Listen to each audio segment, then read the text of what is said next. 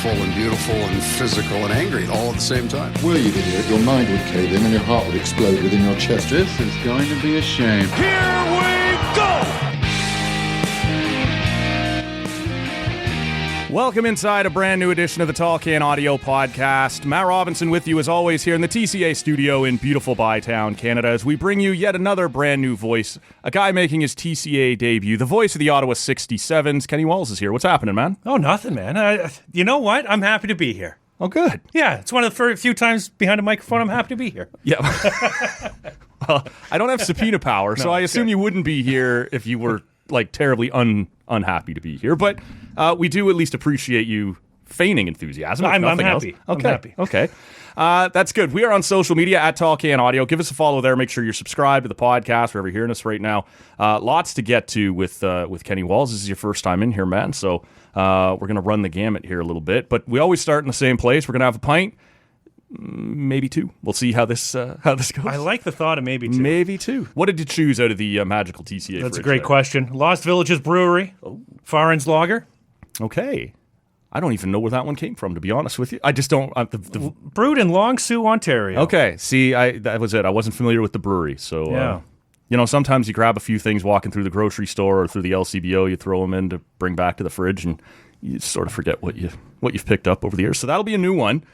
Over here, anything but a new one. This is the Lake of Bays Brewing Company. Our friend Angela Thompson is the local sales rep. She takes good care of us in here sometimes, and this is no exception. This is the Damn It Light IPA. I'm sort of cleaning out the last of my summer collection of beers here, so we're going to have a light one, at least to kick things off. Kenny, a few different places we could start. Well, let's do that first, yeah. Step one. Yeah.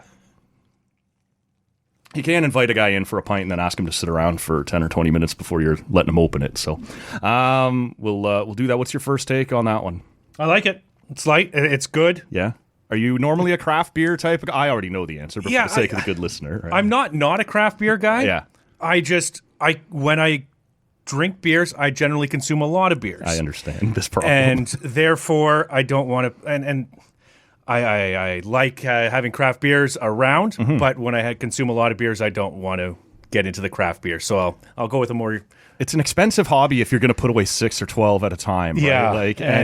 and when I do it by the pool, there may be more than that. Sure. The other thing that happens on the craft beer front that I find is, I like a good IPA or whatever, but some of them are like 7-8%. It doesn't sound like it's way over the normal 5%.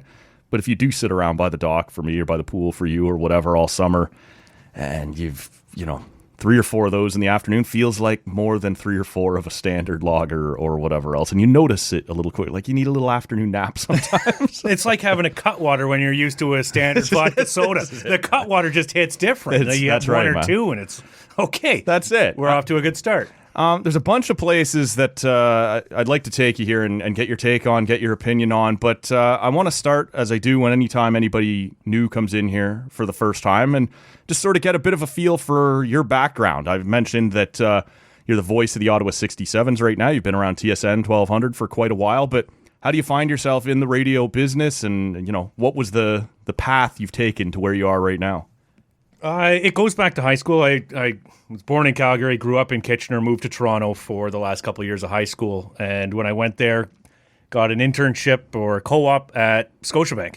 Oh, wow. And I was working there. I got hired on after as a bank teller.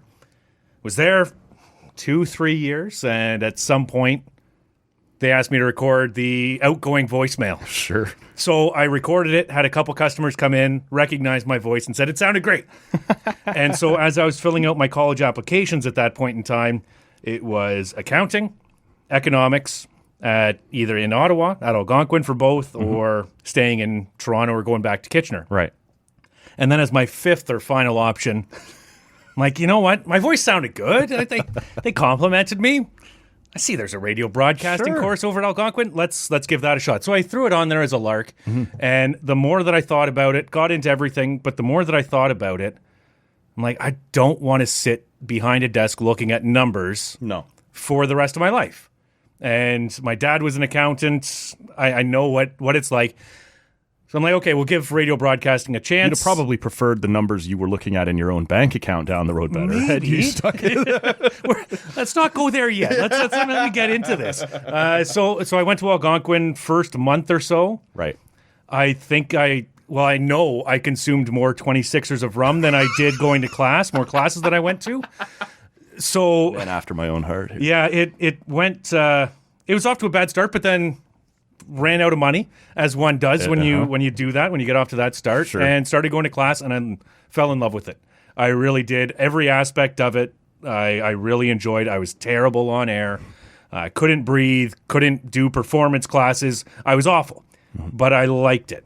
And I found myself going in there off hours. Thankfully, I didn't have to work, so I was able to go in and spend more time. Right. And I found a knack for it, I think. I still And not this ends up 100% being, sure. at Algonquin here in At Ottawa. Algonquin, yeah. So I had my grandparents lived here, actually just down the road, and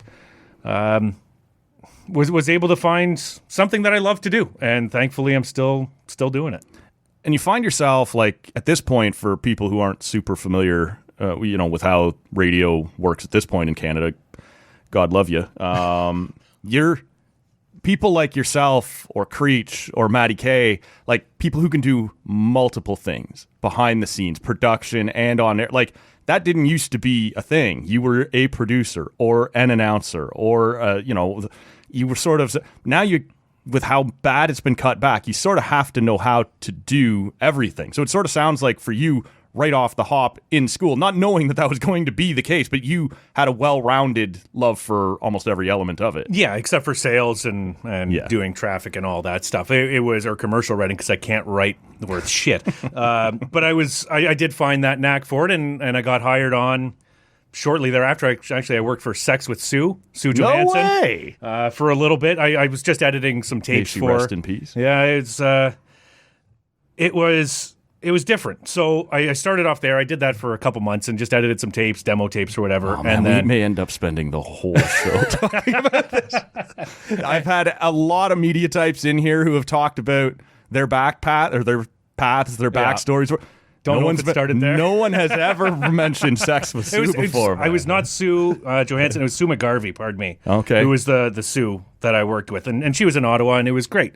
Yeah. But it wasn't a long-term thing. So once got out of school, my buddy set me up with a job interview or just a job as the backup fill-in overnight person at Bob FM, flipping discs.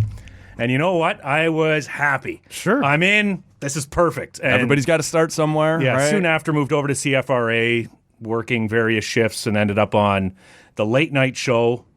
So what time frame are we talking about by now that you're at CFRA? What year roughly are we? This would have been 2005. Okay. It was fairly quickly after I graduated in 2004 that I moved over. And then I was working, they had Business at Night, another show, and then John Council had his late night council. Okay. And then the late show was Last Call.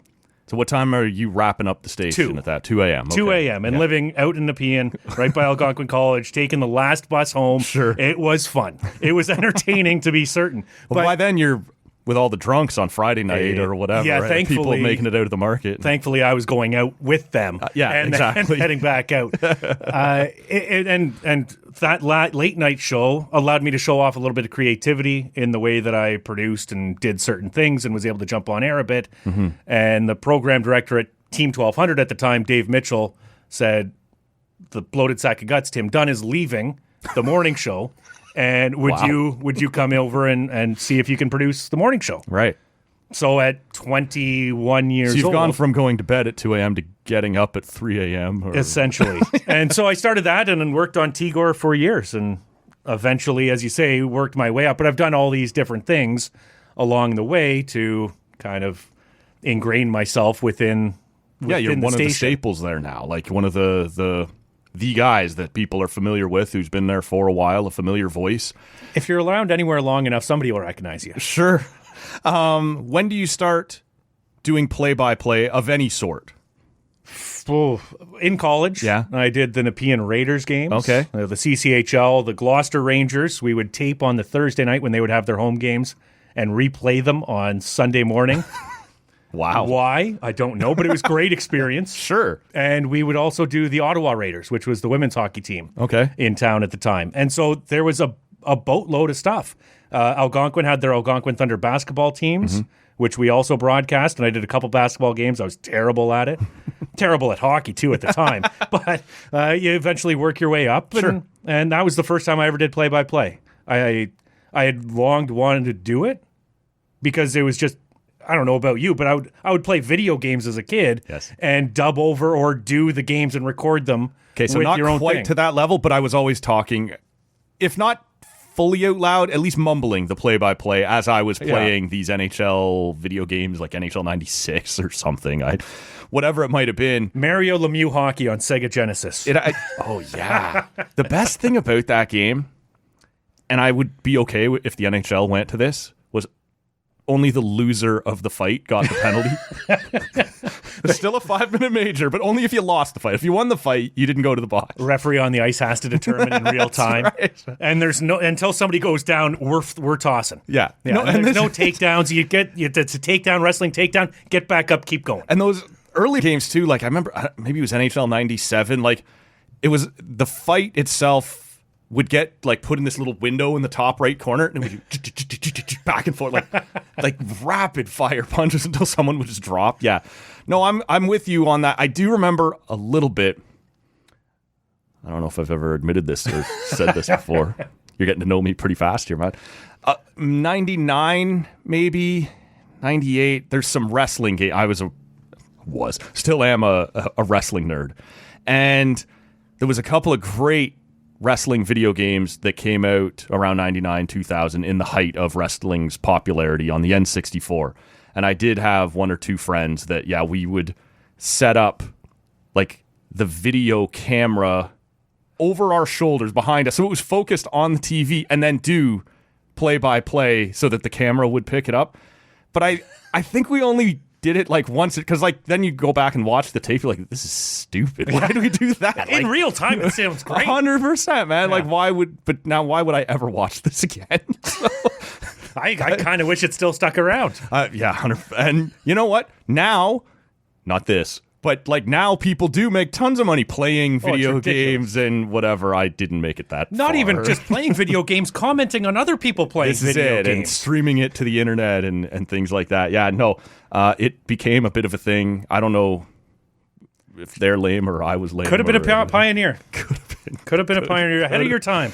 I can't even say to these, like, we were like 15 at the time. It's not like you're young and stupid. Like, you're kind of young. A couple years later, you could try and tell people, we were just drunk having a good time. No, just lame teenagers, and that was how that went. So, no. From there, is there like a break while you're at CFRA where you're not doing any play-by-play? Like, how long before you circle back into that world? It was a while, yeah. I didn't get another opportunity after I graduated of college until there was a point where when I moved over to TSN, Matt Hamer, who does the morning show now, was producing on site for the Ottawa 67s games. And once Tim Dunn, the bloated sack of guts, left. That's twice now. It's the best nickname ever, the bloated sack of guts. So was that I'm not from around. I grew up in Oshawa. Was that he known that on air? That was his name on air. Okay, so this isn't just you don't like him and are trashing him years later. Great guy, yeah. No, really liked him. But he was known as the bloated sack of guts, and that's how most of Ottawa would know him. Okay. If you said Tim Dunn, who's that? Bloated sack of guts? Oh, yeah, I know him. What a thing to be known as. So he moved on, and Hammer went to go produce the Sens on site, and they asked me to do the 67s on site. Right. I said, absolutely, I love hockey, I'll go. So again, now what time of year? Again, this would be about 2005, 2006, give or take, somewhere around there. My memory is absolutely Sure. Yeah, crap. no, but rough, yeah. So. Yeah, somewhere around there, and I was just producing on site. It was Dave Schreiber and AJ Jakubek at various points in time who would be doing the play-by-play color commentary. At one point, AJ left to go back to Edmonton. Yeah. Shribes was doing more Sens games. John Abbott came in. Best man at my wedding, one of the best guys on the face of the earth. Johnny Abs. He came in, and he was doing the play-by-play, and he did it for a very long time. He moved on to the Toronto Marlies, and AJ came back, and he was doing the 67s again. at some point, he couldn't make it, or something happened, or he was alone. Shribes was gone, and I filled in on color commentary. Okay. And again, I have no idea what time frame this is. I have zero recollection. Sometime after, between 05 and now. And now, yeah, it's a 20-year span. Yeah. And I did that. Again, I was terrible. I can recall things that I said where I'm like, that was so dumb. And I would just stand there and look at AJ, and I would mouth to him, I'm sorry, man. I gave you nothing. Yeah. And my only goal was to shut up before the puck was dropped. Right. That was my only goal. Yeah. And I think I accomplished it more than not. But I was terrible. And it stayed that way for a bit. I would fill in on color commentary for quite a while with Shribes and AJ. And again, I don't know what year, but AJ was doing the Red Blacks and Shribes wasn't going on the road. So we know it's post 14. Yeah. The Red Blacks are back. If you say so. Okay. And Shribes wasn't going to go on the road anymore. Okay. So that was my opportunity. Okay, I'm going on the road, and I will do play-by-play on the road. When AJ comes back or does whatever, he's going to do play-by-play on the road. I'll join him for color. Shribes will do home games, and I'll do color commentary. Right. So that was my break into it. And then Shribes retired. AJ's now full-time with the Red Blacks and with the radio soccer show, stuff. soccer, Yeah, and everything else at the station. Yep. And it gave me an opportunity to do play-by-play on a full-time basis. And I have run with it and refused to let it go. Sure. When you have a hold of something like that, you don't let it go. No. I'm curious, you know, I'm an Oshawa Generals guy. Yeah. We may talk about that a little bit. But I'm curious, have you always, like, I was listening to you a lot during, we had a couple here recent Oshawa Generals, Ottawa 67s series. Yeah. It seems like either just luck of the draw when I tune in, or it's always the case that you're doing this solo. Has that always been the thing, or have you had a color guy in previous go-arounds? There have been color commentators in the past. Yeah. They've moved on. One of them, Mike Nellis, moved on to do communications for a bunch of different universities, and I forget where he's at now, but he's doing well. Maybe York. Okay. Either way, he's doing well. Davide DeCipio did it for a little bit. He's now on the play-by-play for the Ottawa Titans on CKDJ. I have had a couple others, but for the most part, unless I ask a player to come up and join me, Right. it's me. And I've had some great players in the past do it. Graham Clark was excellent, but it's just me. I just talk for 3 hours or however long the game lasts. Well, so you mentioned off the top, and I was absolutely like this. You and I were talking before we fired up the microphones that, you know, when I showed up to radio school, I was going to be Bob McCown, which I'm sure a lot of kids thought they were going to be when they showed up to broadcast school on the first. I was going to be on air. I was going to be good right away. And oh my God, I was not. I was so not. And by the time I left radio school, I was pretty sure I was going to be more in like the sales, marketing, writing kind of department and never be on air. A few years go by, you fire this thing up, you try, and you just sort of get comfortable talking into a microphone. You said something similar when you first got to radio school that, you know, you weren't great at the play-by-play. You weren't great on it. It takes reps, right? It takes a long time. I'm sort of curious, did you ever imagine a scenario where you were doing play-by-play for an entire OHL season with no one sitting beside you, like where you would get to that point? 'Cause it's hard. Like, people don't understand. It's hard. It's just you and a microphone, and you can leave little breaks for effect or to have a swig of water or whatever, but you can't leave dead air where no one's talking. What is it like? And did you, thinking back to those days in radio school, think you would ever get to a point where, like, they're going to hand me a 2.5 hour window and it's going to be all me all the time? I'll go back even before that. Okay. Hell no. Well, first of all, no. No. As a kid, I would not speak unless spoken to. I was the shyest kid you can ever imagine. It was, I've got a close group of friends, I'll talk to them. Outside of that, I'm not talking. Right. My mom still makes fun of me for it. I worked at Islington Golf Club in Toronto, and I would go out and I would golf with members every once in a while. We weren't supposed to, but I would go out. They liked me. And I would chat with them, and I would come back to my mom and say, they're not very good talkers. And she's like, what the are you talking about? You're terrible at that. And so to imagine that to where I am now, no. Yeah. And even beginning college, like I said, I didn't get off to a great start. And so I missed the introduction to performance class where they told you, this is what you're going to say the first time that you go on air. This is how your break is going to be formatted. Right. This is what you're going to talk about. I missed that. So I get there, and I didn't ask anybody. I didn't do anything. I flip on my mic, and I froze. I still said something. You were still feeling the effects of the last 26 or a rum. It could have been. But I said something, but it was terrible. And I turned it off. I'm like, shit. First am I going to be awful at this? And that never goes away. Every time I turn on a microphone, It's like, okay, let's not be terrible today. And it's just Set the bar low. Yeah, it's talk until somebody else interrupts you and cuts you off.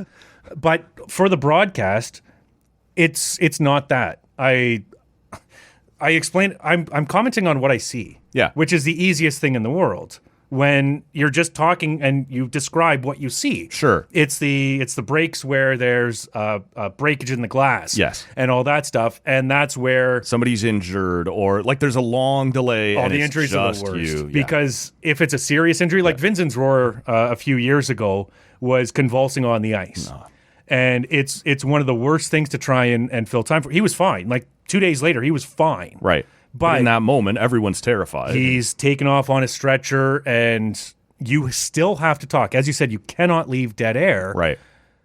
So you have to find something to say, but you don't want to stop talking about what's on the ice, but what's on the ice is awful. And you don't want to end up in a Minimize or end up speculating on something like we don't know why. Yeah. Like it's... So those are the tough ones, the pains of glass breaking. It's tough, but that's where... And maybe we can get into this later, but I try and develop a relationship with the players where I get to know them on I don't want to say a personal level because we're not friends per se, but they trust me with information and I can relay that to the listener. Or we had an interaction or whatever.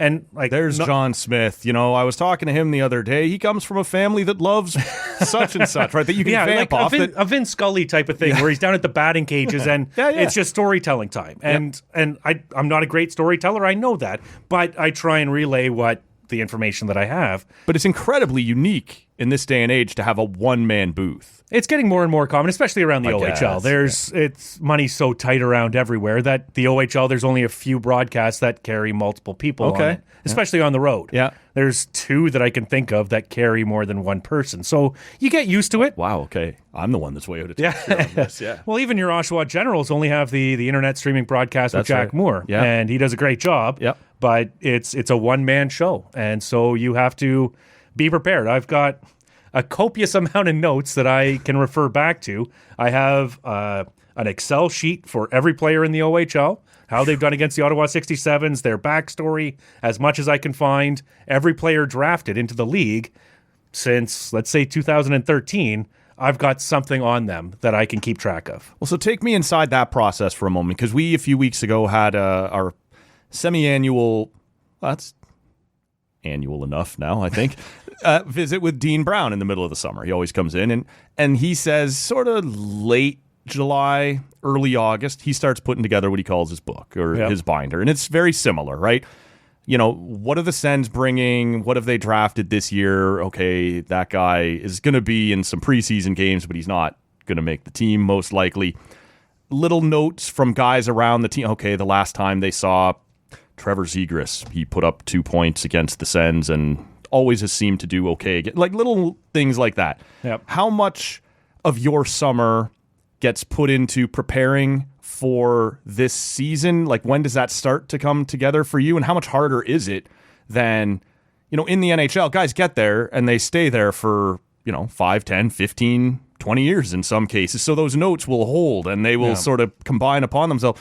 You've got a couple of years and then guys are on to something else and you've got to go figure out, what do I know about this new guy who's playing for Guelph who just came in, you know, this 17-year-old? How does that come together for you? Well, I start it way earlier than my wife would like and work on it much more than my wife would like over the course of the summer. She's a saint.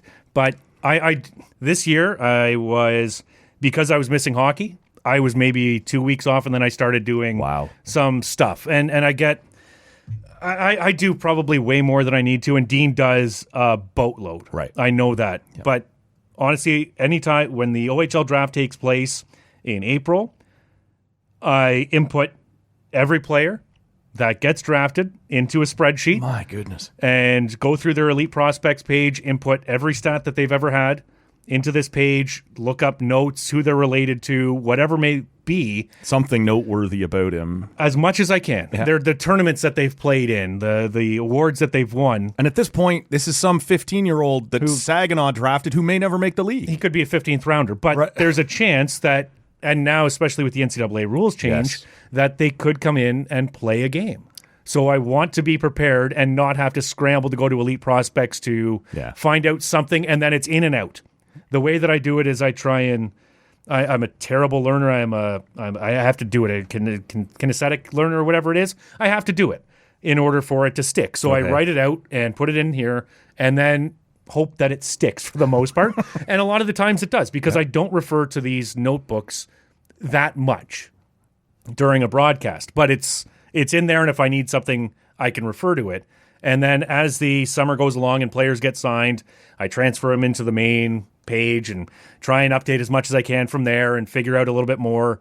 Continuous updating is what I do. So there's not much time off, but once it's all there, the actual upkeep of it isn't very much. And after every game, I input the stats from that game and figure out how they've done against the next team. And same thing with the 67s. I have their stats against every team. Sure. But that information at the OHL level is far less available than it is at the NHL level. This is what I'm saying. Like, this has to be self-built. A lot of it. They're getting better. Sure. Because when I first started it, there was very little information. And the 67s and their PR staff, Brandon Mackey and Hillary Fontus, have done a good job of building that up. Mm-hmm. But it's still not at the level where I would be comfortable going to it on a regular basis. So I trust myself, not that I don't trust them, but I trust me and the information that I gather more.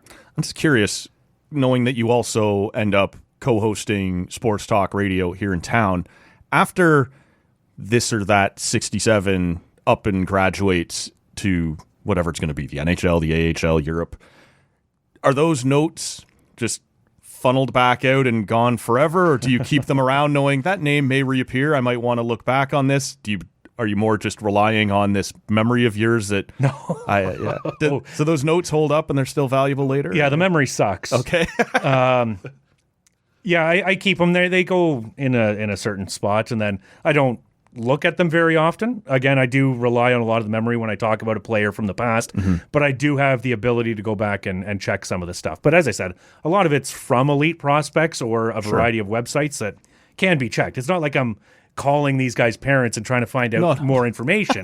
And, what did he do when he was 13 years old? No. It's available. It's just putting it all in one place for myself. Right. And like even things like Twitter, something comes out anecdotally that 7th year NHLer had this funny run in, and now we can all use that. We all remember it forever. Yeah. It's not quite as prominent. Those stories don't make it to Twitter necessarily. And good, probably, that these teenagers aren't being remembered quite. But like you said, it's harder to find that little funny anecdote or that little thing about them that might be interesting later on down the road. And it just as easily might go stale in 2 years when he's drafted or ages out or whatever else is going to go on. Tell me a little about working the 67s, because this is an organization that was, and still is, very well regarded across junior hockey. Plays in a classic barn that for now has a ton of seats, and when things are really rolling, it's a fun place to watch a hockey game. We'll see after the renovation. I'm sure it'll still be a fun place, but it'll be a smaller place. Just the 67s in general, sort of one of those classic organizations in junior hockey. What is it like? Can you tell as you travel from market to market, like, I'm here covering one of the league's crown jewels, or is it all pretty standard across the league? What's it like just specifically doing the 67s games?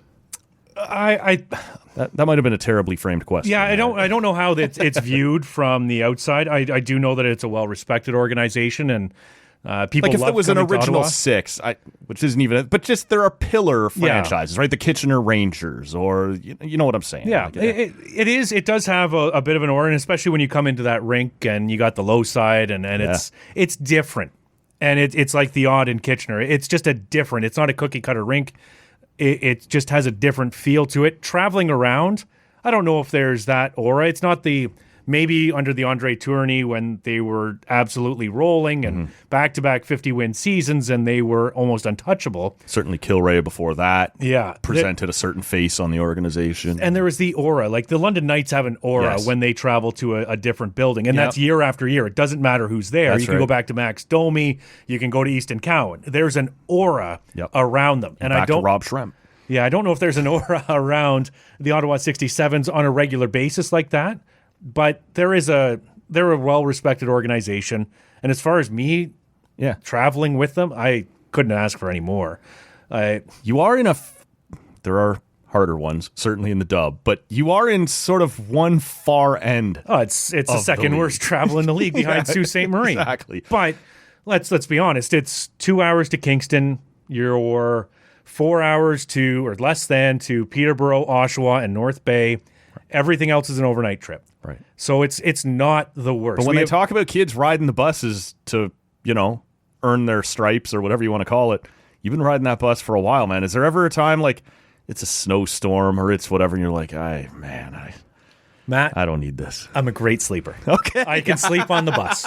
That's the one thing that the morning show did for me. I can nap anywhere. I So guess you adapt your sleep pretty easily when you've done a lot of overnights and then a lot of morning shows. I sleep a lot on the bus. I'll watch shows and I have the ability to fall asleep during that. So the long trips, unless there's an inability to sleep, they go by relatively quick. I never dread going on the bus. Okay. It's like going up to Sioux. Yeah, it's not a fun 9 hours, Right. but it's How many it's times okay. have you seen Slapshot? I once. We don't. It's Oh. not a bus movie. It's Really? not. We don't watch bus movies anymore. And Everyone's got their own tablet? Is it? everyone has their own tablet. Back when I first started, like Killer was still there when I was first on the bus. Chris Byrne after that, Jeff Brown, and then Andre Tourney. Right up until Brownie and maybe a little bit with Andre, but not much. There were still bus movies, Yeah. and everybody, the first year kids, all right, bring the DVDs. And myself and the equipment manager, Chris Hamilton, we kept a bunch at the rink. So they were always ready. And the standards were any Will Ferrell movie, Yeah, of course. anything that you don't have to pay attention to. Yeah. Those are the best bus You can movies. fall asleep for 25 minutes, wake up, and still laugh that Yeah. something's happening on the screen. Or okay, We did watch Dodgeball this past year. Oh, yeah. On one of the trips. And I think that may have been the only movie we watched on the bus. And I actually took a picture of Nick Whitehead. He was 17 years old at the time and had never seen the movie before. he wasn't born. No. And that sucks to say.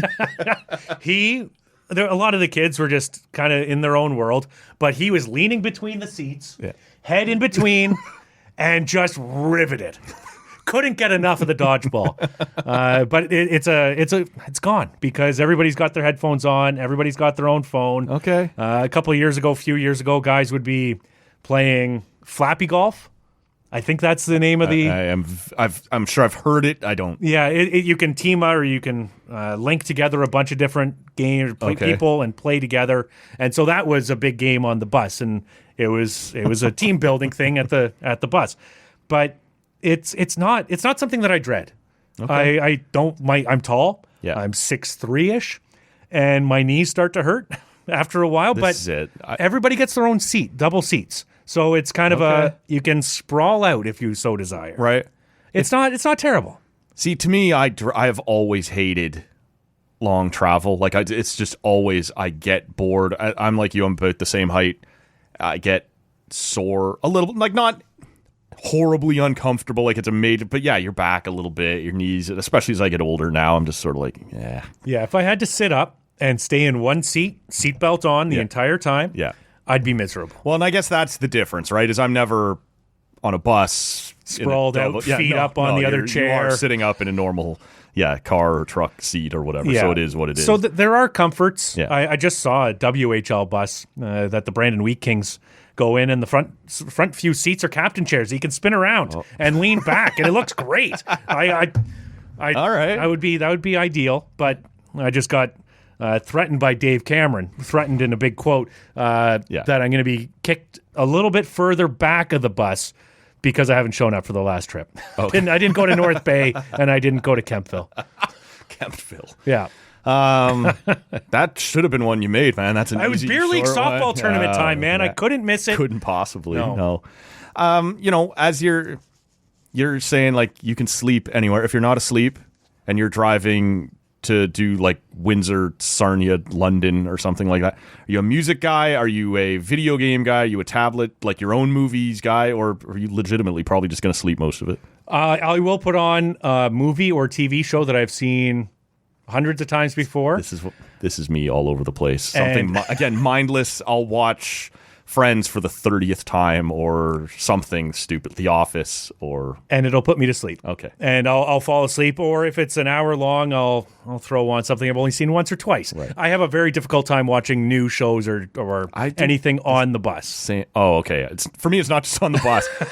Anything new, everyone's like, it's all scary. Well, or like everyone's like, you got to give it a couple episodes. Like, no, it's their job to hook me early. Yeah. It's not my job to be bored for 3 episodes and then get into it. Yeah, I'll start at 3 then. Right. If that's where it gets good. That's 100%, man. Like there's a few of my favorite TV shows, like even stupid stuff like Entourage, or I always like the show The Newsroom, which was on HBO. I've just purchased them on Apple. And so it's not even like I have to find it on Netflix, or I just own these series and I can just. That's a bold choice. I mean, if you're watching them over and over and over, yeah, you might as well just own it, right? Because I still have like a cabinet in the other room, which has like 3 drawers full of DVDs, and I don't own anything anymore that will play. Like, do I get rid of these? Do I try and sell them? You can't even sell them. That's probably not. I have tried. Okay. I went through a phase where I would stop by Blockbuster Video on my way home and pick up 3 of the, hey, here's 3 in a discount bin. Yeah. And so I'll pick those up and watch them, and they're okay. Yeah. But then they go on the shelf. Yeah. And now I tried to go to a garage sale or hold a garage sale. Here's my 600 DVDs. Right. You can have it for $20. Nah. No, thank you. All right. Well, and the other thing, as I mentioned a little while ago, I'm a bit of a wrestling nerd. Yeah. So if I have 200 DVDs, 120 of them are old wrestling pay-per-views or wrestling documentaries. And actually that has a little bit of a niche. Like if you were to, certainly not at a garage sale, but if you were to just go on eBay and say $25 for 100 random-ass wrestling, and you don't even label them, you just, someone will bite. Yeah. How do you like the Netflix wrestling stuff? Netflix wrestling. I find it largely no different than what it's ever been, other than it's nice that like the expensive shows like the Royal Rumble or WrestleMania are built into something I already had. Like, so that's money saved technically. But as far as the weekly stuff goes, like a Monday Night Raw, like a weekly show, the only thing different I notice about it, and it is kind of cool, is like back in the day, if you knew Raw ended at 11 p.m. and the main event is still in the ring at 10:57, you're like, look out, here comes the finish, right? Here's somebody running in, or here comes the pin. Like, they have to be done in 3 minutes. One of the neat things that has made it feel a little more like regular sports is Netflix doesn't give them a hard out. So if it's 11, maybe they'll go to 11:03 or 11:07 or 11:09. Maybe it'll end at 10:52. Like, it makes it a little more spontaneous. Yeah, like it's less predictable. It's kind of like that would be the only thing that I've noticed that's really any different is no hard commercial breaks and no hard outs that kind of spoil the ending is about to come right now. So okay, I've got a buddy who watches, but I still can't. I get it. I've tried. I still enjoy some of it. Grown men in their underwear pretending to fight. Some of it just randomly when you turn it on, it's like, holy crap, that was awesome. Yep. But then I can't get into it on a regular basis. I hear but you, man. it is not judging anybody. No, to each their own, right? There's a bunch of stuff I want to ask you about here on the other side of a break, which we'll take in just a moment. But before we do, no pressure. But as you travel around and you see every OHL barn, do you have a couple that are your favorites to call a game from? Not necessarily Oshawa, but could be Oshawa. I hate Oshawa. Everybody's got such mean things to say about Oshawa. The issue with Oshawa is that they forgot the press box. Okay. They forgot to build the press box. So you have to walk across the catwalk every time. No, I'm out. And it's not it's can't not do that. terrible. AJ hated it. He would go across once and that was it. And you also have I'm to here for climb the night. You have to climb the stairs to get up to the very top and then walk across. There's no elevator. And I don't The stairs mind. don't bug me. The catwalk would bug me. My legs are burning by the end of it. Well, I should remind the good listener that next week you're going to hear from Julian McKenzie here on the podcast, and he has horror stories about the Calgary Flames catwalk to that press box. So stay tuned for more of that. But yeah, okay. So you walk across, and the view itself is actually really good. Mm-hmm. The only issue is that one side of our booth is low. So if I were trying to stand in it, it comes up to my eyebrows. okay. So I cannot go there. The goal horn is right underneath of us, or And right it's beside us. obnoxiously loud. It is loud as Yes, it all is. get out. So I actually don't mind it, but I hate it at the same time. And when we stay in Oshawa, we stay close. It's walkable distance. It's beautiful. I actually really like. Is that a stay town? Not typically, but in No. the playoffs, Right. Okay. yes. Yeah. Because it's in a part of Oshawa that's not that nice. No. But it's better now that the arena's there. They always say, we'll build an arena. It'll make the downtown nicer. It's less bad more than it is nice. Yeah, when I leave the rink and leaving at 10 o'clock, it's a ghost town for the most part. There's a few bars that are open that Riley's Not- is really the only one in walking distance. Yeah. It's- not that one was okay. Yeah. There's a couple other that was not the clientele that I would want to No, have at my I get it. establishment. The other Nor do I. I leave the arena and go back to the safe havens of North Oshawa. I love going to Kitchener. Okay. It's a terrible place to broadcast a game from, though. Why is that? It's so high up and in the corner. Okay. So Because it's a classic barn. Like for people who've never been there, like it's got this kind of wood feel. Like everything about it just screams old school hockey. It's it's loud. It's mini Maple Leaf Gardens. Yeah. That's what Okay, they yeah, built yeah. it as. Yeah. And what they've done in the last 15 years is they raised the roof. They actually took the roof off, raised it up so they could Oh, I put didn't know suites that. in and build a proper press box and all this stuff. So it's all brand new up there, but it is so far removed and all the way at the back of the building, and where the visiting broadcast is inside, far inside the blue line. So it's not a great place to call a game from, but the atmosphere is unreal, and I grew up around that rink. Right. My dad was the scorekeeper my dad was the accountant treasurer for the Kitchener-Waterloo Old Timers Hockey League, and I got a job as a scorekeeper and would be in around the Odd and the other two arenas there. It was phenomenal. So I've got personally Back to great 06, memories. 07, something like that. They hosted the Women's Four Nations Cup. Okay. And Canada, USA, as you would expect, in a gold medal game that went to Shocker. overtime. And that place is as loud as any building I've ever been in. Yeah. And obviously Canada wins it in overtime. I believe it was Wickenheiser. God love her. And the place just went absolutely insane. And the acoustics of the place, man, it's a fun place to watch a hockey game. And it's steep stairs. Like it banks up really nice. It's a great place to watch a hockey game, but for a broadcaster, for me, it's not ideal. I still love going there. Right. There's a number of really nice rinks. Peterborough sucks. You should hate Peterborough. Sing it. You know what they did in Peterborough? So, have you ever had AJ on the show? A time or two, yeah. Okay. You know how AJ is. I do. I've already gotten to speak more in this half show than I normally do sounds in a whole about right. show with AJ. Sounds about right. Well, when he was doing play-by-play for the 67s, he may have gotten into it with fans in Peterborough, in various other rinks. But in Peterborough, they actually put up glass in front of the broadcast booth so that these fans couldn't get... And it's the AJ glass. It's the AJ glass. But it's still the same people who sit out in front, turn around when you get too loud, and glare at you because you're doing your job. Listen here, you moron. You're sitting in the same seats for the last 15 years, be in front of the radio broadcaster. Stop buying these tickets. There's so many others. So I dislike Peterborough. It's old. They need a new rink. They badly need a new Yeah. rink. It's a classic franchise that badly. Badly needs a new rink. Screw them. I really dislike Barrie. Same type of situation. AJ's almost gotten into it there with a guy, Pony. Maybe it's AJ. Maybe it could be. But there are people there who, again, turn around and give you a stank eye. Right. As you call a goal for the team that you're broadcasting Doing the job for. Yeah. Other good rinks. There's a couple where they're great locations, but I have to sit down the entire time. And as we discussed before, tall guy, short seats, don't do well for the knees. So Sault Ste. Marie and Guelph, both great locations, tough. I really like Flint. As strange as that may sound, I really like Flint. Everybody's heard. Yeah. But it's a great place to call a game from. Saginaw's really nice. Best media meal ever there. Really? Have you ever had Jet's Pizza? No. Deep dish, like grease-filled pizza.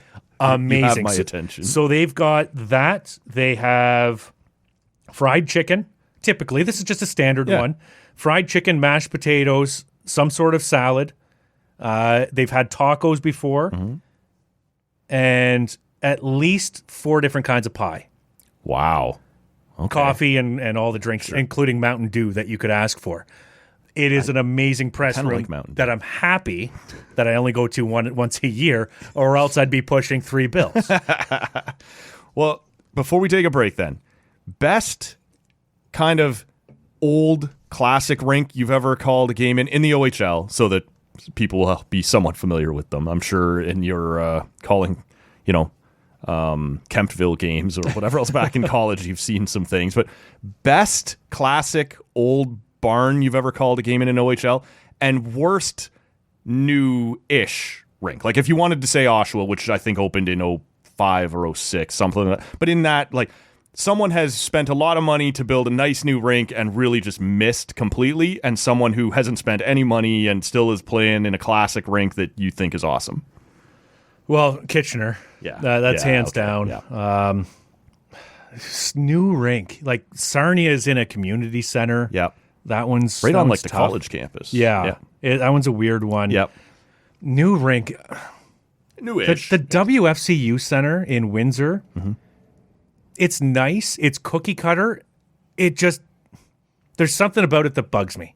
I don't know what it is. It's kind of attached to, again, a community center, a mall, or whatever it is.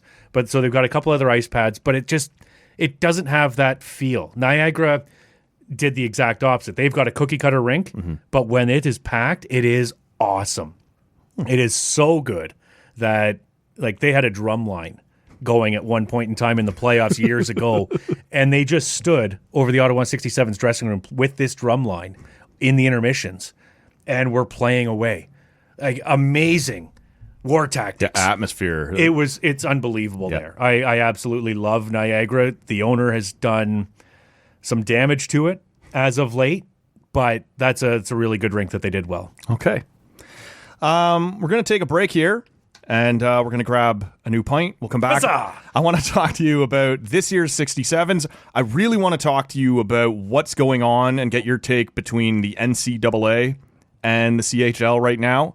And we'll see where else this conversation takes us. We'll be back in just a second. Stay there. Yeah, shouldn't we, learn by dodging balls that are thrown at us, or...? That's what this sack of wrenches is for.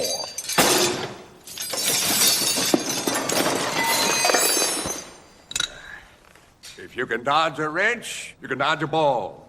What?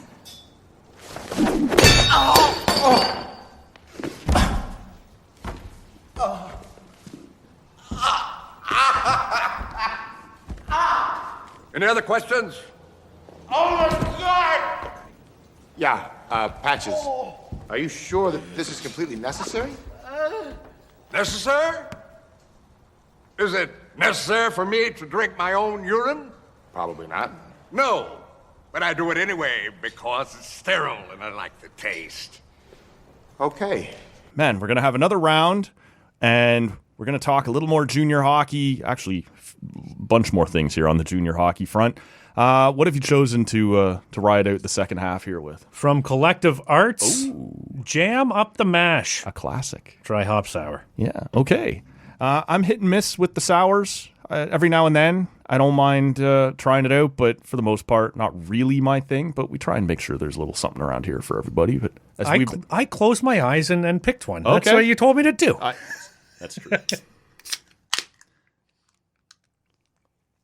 Mine is one I won't spend much time talking about because the good listener's been hearing about it for a while. This is the 10% Beautiful Bytown Dark IPA from the Nita Beer Company, a brew that we, brewed in conjunction with them. Well, they brewed it. We got to sit around and help them come up with the recipe to mark our 10th anniversary back in the spring. So I helped. Is the way I'm disappointed you didn't throw something in. Yeah, no, I just... some ingredient I brought from home and see what happens. See what happens. Yeah. Can't go wrong. I wouldn't be welcome back at the Nita Beer Company at that point. Or you may have created a masterpiece. Well, that's true. I may have missed my my opportunity to make millions here.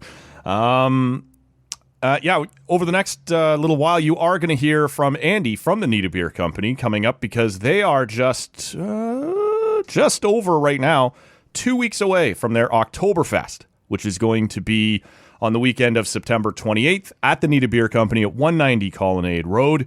All kinds of information, ticket information, and everything that's going to be going on there at nitabeer.com right now if you want to check that out. Or you can just wait for next week when you will hear from the man himself, Andy Nita, here on the podcast. You're also, as I mentioned, going to be hearing from Julian McKenzie here for the next little bit. You know what, man? Over here, we kind of refer to him lovingly-ish, Graham Creech. The pigeon is sort of what we call him. Yeah, he says he's coming, and sometimes he does. I talked to him today about it.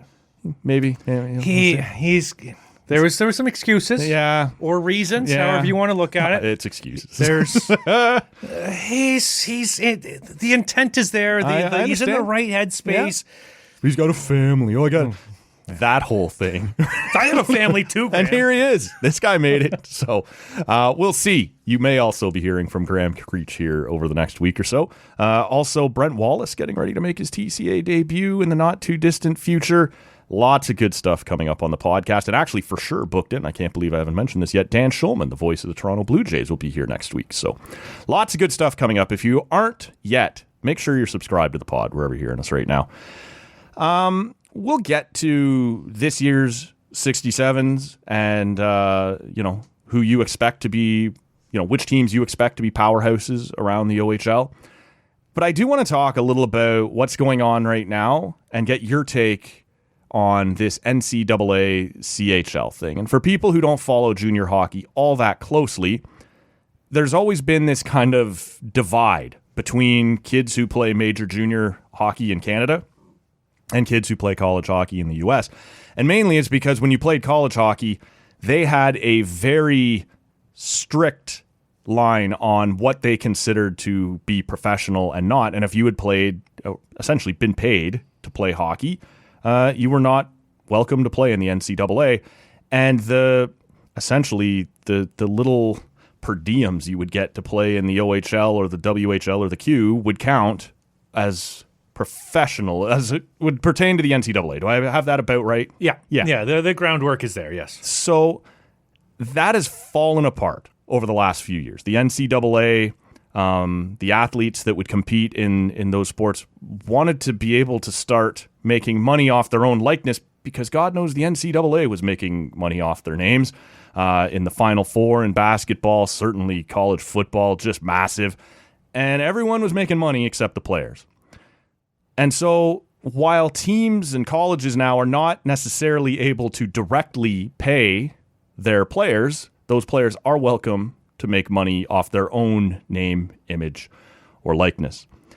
And that has shifted some things because it obviously would also mean players from the CHL wouldn't be disqualified from the NCAA anymore. And so there isn't now just a path for Canadian kids who have played major junior hockey until their college age to stream down to the NCAA. It does also open up a path for American kids who might want to come up and play major junior who wouldn't have before because it would have disqualified them from going back to the NCAA when they were old enough to do so. I'm just, in a general sense, I've heard you talk about this on the radio, but I want to, what is your thought on we'll get to the pettiness that's gone on this week and that sort of thing. But in a general sense, the change that we are watching happen in real time and how it's going to affect the CHL? It's such a loaded question. Yeah, sure And is, man. and it goes beyond just junior hockey or collegiate hockey. It has an impact on the NHL. Yep. It has an impact on every league below the CHL because it's a trickle-down effect. And it is so massive, and it's difficult to even know where to start because there are so many avenues that you can go. Overall, looking at it from a player's perspective, I think it's great that kids don't have to make life-altering decisions at 15 years old. Right. Because I don't know about you. I do. I know about you and your wrestling at 15, or calling wrestling video games at 15, to know that you could not N64. make a life-changing decision at that point in time. Oh, I think it had been made. Matt's not going to be making millions. I know that if I were put in that scenario, I wouldn't have been able to weigh all the options. I think at 17, it's insane to ask kids to plan their future. At 15, you're asking kids to go, hey, if you go up to Canada now, it might be good for your development, but you can't go to college now. Yeah. Or vice versa. Or, hey, you may have an opportunity to go to Princeton, but you've got to figure out what you want to do the last 2 years of high school first. Yeah. What the hell do you mean? Right. So Just for a kid now, who likes slapping a puck around. yeah, for now it gives the kids different opportunities and different options to play hockey at the highest level that they can. Now, the trickle-down effect of that is that with these kids now coming in, and for example, with this year's 67s team, Thomas Vandenberg, a Nepean native who played last year in the USHL, he came up and playing at home this year with the Ottawa 67s. He wouldn't have. He's going to school in a couple of years. You had Justin Williams' son, come up and play. Who knows if he would have come up? He recently committed to Wisconsin. These are guys who are coming up who could be taking spots from other kids who would have been playing at the OHL level, who weren't going to go NCAA. Now, But essentially, like, these are kids that are coming up for their 16, 17-year-old season and then leaving in their 18-year-old season to go to college. But potentially, more likely, they'll be here for 17, 18 and leave at 19. Sure, okay. Unless the 67s do a good enough job convincing them that this is the right place for your development. on CHL teams. Has to be. Yeah. The upgrade your gyms, upgrade your facilities, and get these kids to stay. That's the biggest thing that they're going to have to do is upgrade everything. They will never get it to an NCAA level. No. Because if you have seen any of these facilities in the States of some of the more major programs, the donations that they get, Penn State is never going to be outdone by funny, anybody. Man. You bring up Penn State. They just brought in Gavin McKenna. Yeah. Penn State is not known as a hockey powerhouse, but it is a rich school, right? Like you see Gavin McKenna going to North Dakota or to Michigan or to BU or the classic hockey schools. Penn State wants to be on the map now, and there's a chance for Gavin McKenna to make, I think it's at like $750,000 this year playing college hockey at Penn State. Yeah. What 17-year-old is saying no to that? It's tough. Well, I'm looking to my left, up a little bit, and I'm seeing Austin Matthews. I thought Gavin McKenna would take his route. Go over to Switzerland and play. Yeah. It's the same thing, but you're playing against professionals. Sure. So I thought that may have been a route that he would have gone, even if this NCAA thing hadn't opened up. So even on top of the money, it should be made aware again. The NCAA, a little bit older, right? It's college kids as opposed to some of the junior leagues here are still high school. So you play against bigger guys. In theory, it might be a better development path as you ramp up towards the NHL. So it's not just the money. I take a little bit of issue with that. Not big, because it is older and typically it is bigger and it's quote unquote better because it is older, and older will give you better competition. It's all the way up through hockey. You play minor hockey, you play up a level because you're going to play against better kids. Sure. The issue that I take is that when, and I'll ask you a question, since when has the It's always NCAA... good when the guy who knows what he's talking about asks the nobody who doesn't know what he's talking about a question. Since when has the NCAA been considered the best development program? No, I'm with you on that. But we are seeing this merger now. But just because there's a merger and there's an option doesn't make it the best development program for everybody. No. So everybody's going to have to make $700,000 helps. Yeah. But everybody's going to have to make their own choice because Nolan Collins, who also went to Penn State as an after his overage season, he's not getting $750,000 to go. No. He was a draft pick of the Pittsburgh Penguins, but he's not getting that money. I think he'd be lucky to get 10. Right. Maybe 50 if he's lucky. Sure. I have heard numbers of guys being offered $1 million to go. Wow. But it's over 4 years, and players don't understand that. Yeah. They'll get 50 for their first year, 150 for their second, and it goes up to convince you to stay. Oh, if you stay till your senior year, you'll get $300,000. Which once you're drafted, you want to go. You have the ability to make so much. So it's different, and I'm not putting down the NCAA in any way, not trying to anyway. It's a different product. It's a different path, and it's not for everybody. These big-time walls that used to be up between them have collapsed. And I'm curious if you think the end result here, for me, forget the player. For me, Joe Blow, who wants to go and watch a game, the Gens are going to be in town here in a couple of weeks or whatever it is the end result, when all this shuffling is done, is that the best players from both Canada and the U.S., and not all Americans are going to want to come up here, but from 17 and 18 years old will be here. But at 19, if you aren't like one of those elite kids who immediately gets drafted and goes to the NHL in the first year, you're probably going to go to college instead of playing your 19-year-old season here in Canada? I don't believe so. I think we'll see a number of them. But this is all speculation. Of course, we'll see things sort out over the next 5 years. It sort of felt like we would see a lot of these kids, these best kids at their younger age, but once there was a chance to go somewhere else that might pay there's a chance. Okay. Again, not every kid is a school kid.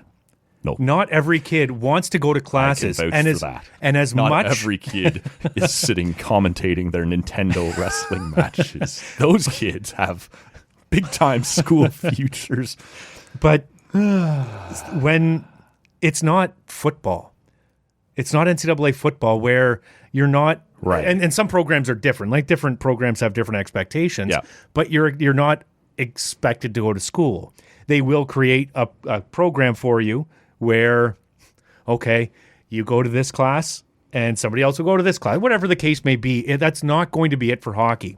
Like in basketball, you go to Duke and everyone knows you are there for basketball. Yes. And there are obviously Michigan for football and hockey too. But well, Henry Muse said on our radio station that he doesn't care about school. Right. It's about hockey for him. And there's going to be a number of people who are student athletes who think that way. I think they may be in for a rude surprise. Right. Because there is going to be an expectation at a number of these schools to go to school. And if you don't have that, and you don't have that mentality, it's going to be difficult for you. There's usually some sort of cutoff that if your grades drop below whatever, you don't play. Yeah. Right? We're early, mid-September here. Yeah. The NCAA programs have been there for two weeks to a month, some even before that. They don't play a game for another month, 2 months. How do these kids react to 3 months of being in the gym, going to classes, doing all the things that athletes do and students do there, but not playing actual hockey games? Right. That's going to be the biggest difference for some of these kids, and that's where I think the rude awakening is going to be. Whether they come back, I don't know, but I don't think that it's going to be necessarily that every 19-year-old is going NCAA. No. That's where I'm leaning because Beckett Seneca of your Oshawa Generals, he's signed, so he'll be either in the NHL or he'll be back in the OHL this year. Okay. I don't see him as going to school. Right. I was shocked that Porter Martone went to school because in my mind, he's going into his 19-year-old season. He's got one more year left of junior hockey. He's been drafted, and then he's going pro.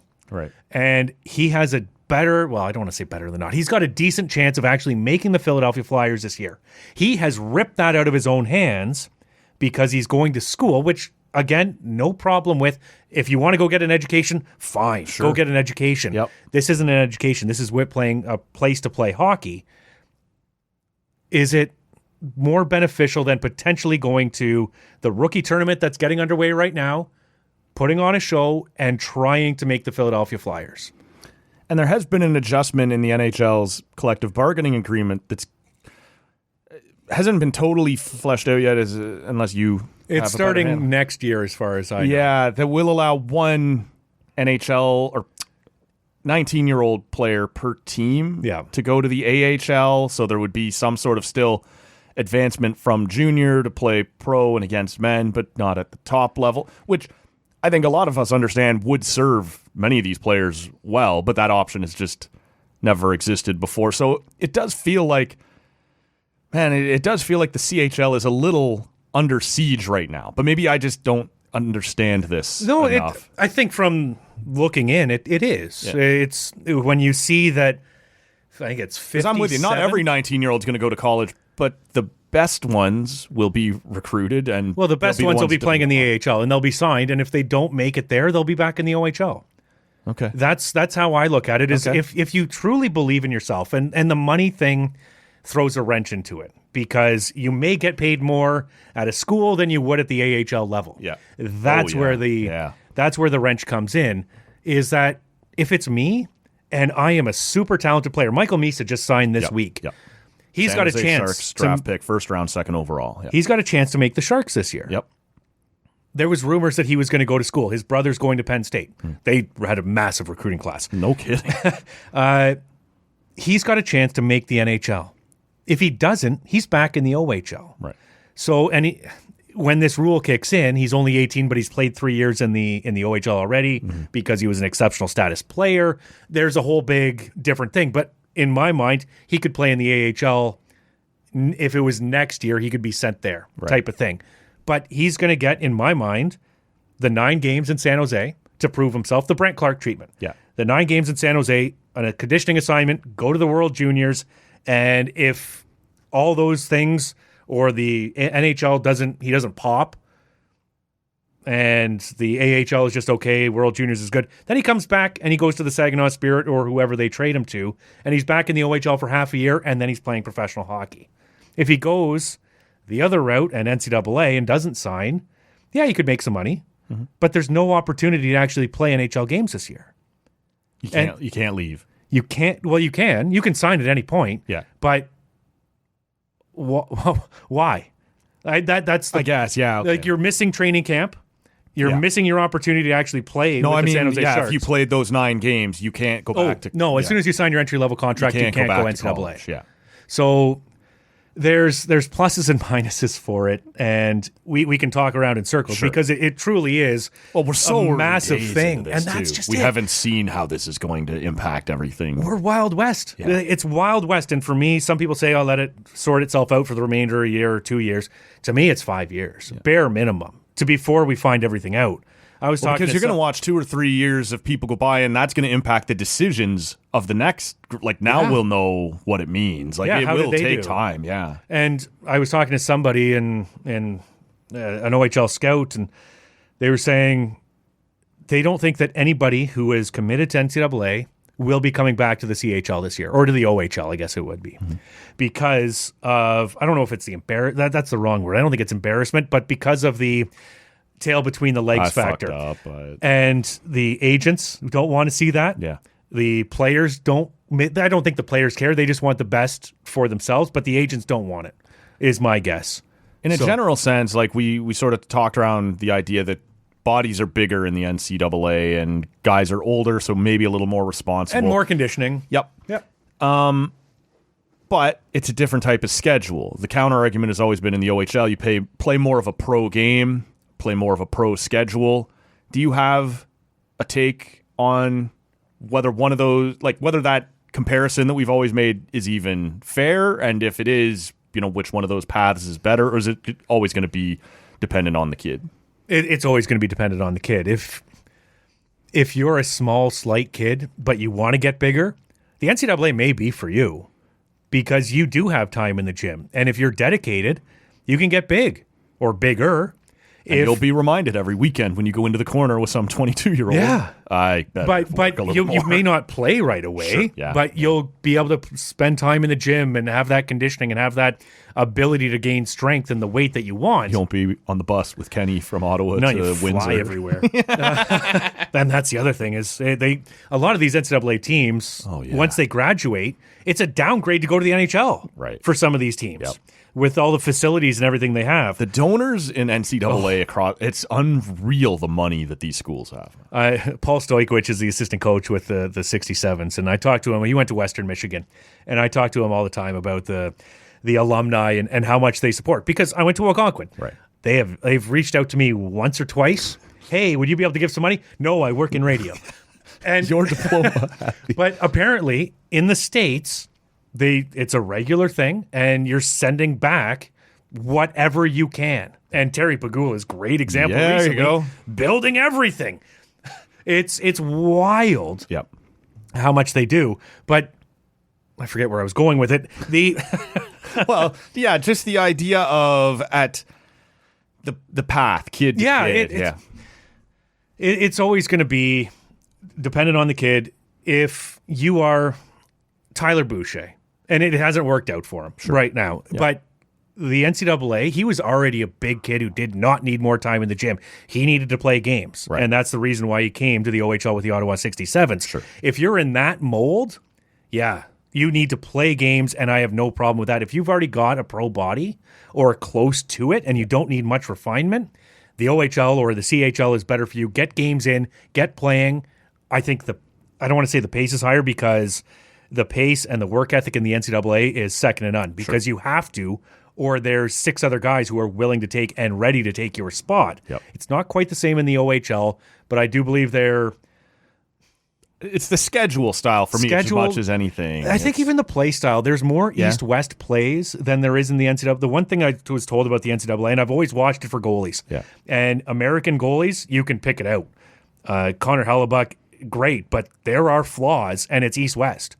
And when there's a lot of East-West play, I find that some of the American goalies have a difficult time with it. Oh, man, that's one of those things that now I'm not going to be able to unsee. You know, like every now and then you hear, like, that's something that's going to stick with me. Our American goalie's a little slower to pick up the cross ice. Yeah, I don't know if it's slower to pick up the cross ice, because there are some that are very good at it. It's just typically it is straight lines from what, and I don't watch a lot of NCAA hockey. This is what I'm told. Is that there's a lot of more straight lines in NCAA than there are at the CHL level. So maybe I'm wrong. Maybe that will change with all these CHL players going down and they have to adapt. But right now there's more of there is a difference in the style of play, and however it fits could benefit you. This is just coming to me now. I don't know that it matters. I don't know if you'll have spoken to anybody or have a take yourself. Do you believe that the way that this has shaken loose will change anything about the way the CHL teams import European players? We've talked about, young American kids being willing to come up to Canada now because it'll leave the door open to the NCAA later. Older Canadian juniors being willing to go down when they're of age to do so. Will it affect anything in your mind in terms of the way European players view their path? Yes. The CHL itself has expanded the import draft to 3, so CHL teams can now carry 3 import players where it used to be 2. Yeah. And we've seen a trend, I don't know how long it goes back, but more and more European players selecting the NCAA route. Yeah. And so players coming over to North America now have that step. We've seen so many European players, so many being an exaggeration, but some coming over to the USHL or just in the States to go to the NCAA and to have that pathway. So that could even open up even more. They, in theory, could come to Canada first now, which they wouldn't have before. Yes, and the 67s got Philip Ekberg, and he was drafted by Carolina.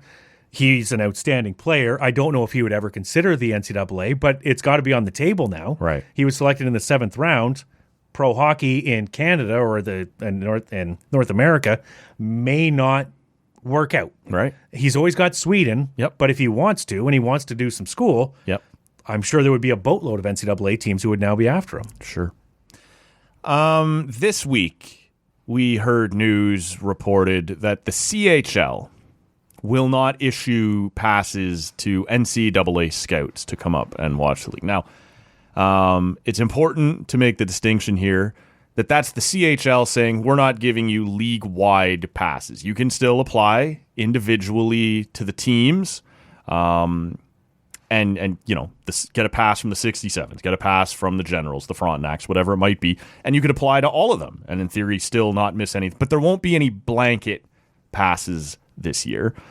My first reaction as an OHL team fan is, yeah, if you're going to come up here and scout our guys, you can buy a ticket. That's the minimum you could do here. But I do understand it can come off as a little petty. But it's not like the NCAA has ever had their coaches welcome CHL teams to come. This seems like a fairly one-sided thing, and it's not like the CHL has barred these people from coming in. They've just said there won't be one blanket exception. I have seen the argument that it's petty now that you're in a war. It's not an argument I necessarily share, but I'm curious what you think of what this has all been about this week. I don't like the optics of it. I think it looks bad that it's come out. And I get that it's come out from an NCAA source, and they want it to look bad. Sure. As you said, NCAA, as a group, just like the CHL, don't issue league-wide passes to CHL member executives or general managers to say, come, talk to our players, scout our players, talk to our players, steal our players who are still junior eligible. It doesn't happen. No. Those conversations happen with agents and everything else if a player wants to leave the NCAA. So why the double standard? The other take, and I had somebody reach out to me about this, CHL teams, I don't know if this is league-wide, but the person who reached out to me, a scout, said, I have to pay to go to an OJHL game to go scout a player. Okay. So that's the level down from the OHL. Oh yeah, I don't know about the CCHL or which is here in town or the Geo, but they mentioned Wellington Dukes. Yeah, recent league champions. Yeah, all right. They have to pay for a ticket, and they're more than happy to do so because it supports the local team. Yeah, and it goes directly to them, which is wonderful. Sure. The fact that this has come out, and I know Jeff Merrick talked about it, but it came out from North Dakota. And it's, if there was the other side to it where they say, okay, CHL member teams are now welcome to the NCAA. Come talk to all your former players. Yep. Come talk to everybody who's eligible to come back. Then, okay, I guess, then yeah, sure, NCAA. Or if there were parameters to say you can talk to 19-year-olds and you can talk to 20-year-olds. Anything other than that? That the NCAA teams coming up here could talk to 19 and 20-year-olds only. Could talk to 19 or 20-year-olds who are graduating. I heard you on TSN 1200 this week saying this is already a thing. Like, those guys are coming up to talk to somebody they're scouting or who's committed to them and go, hey, why don't you go tell your buddy in there, number 17, we like that kid. Tell him to come out and have a chat. Like, you're not actually blocking anybody out. They still get into the building. They still talk to whoever they want to talk to, no matter who they're committed to. You're not really preventing anything. No. And in my mind, CHL teams should build relationships with a variety of teams. Because the way that I see the next step working, and I mean... With college teams. So, I mean, no disrespect to any of the schools that I mentioned. Yeah. But let's say a player is being recruited by RIT at 18 years old. Yeah. If I'm a CHL team, I try and convince that player, hang on. Don't go just yet. Let us have another year. Mm-hmm. We will get you drafted, and at worst, we'll get you to school A or B, Providence or the Michigan or wherever. Have a working relationship with BU. Something whatever along those lines. Yeah, okay. And at worst, we'll get you to this level B school.